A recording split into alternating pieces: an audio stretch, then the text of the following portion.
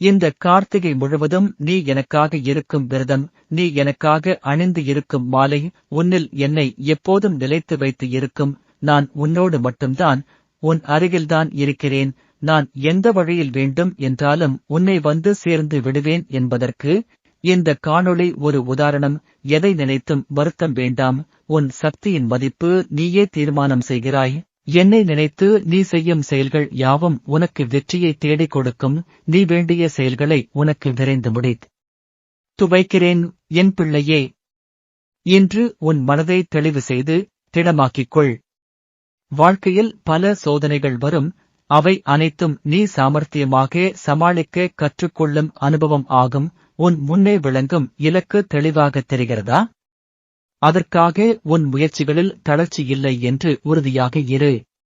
மனசாட்சியை கேட்டு நட. புண்ணிய பணி செய்வதற்கு எப்போதும்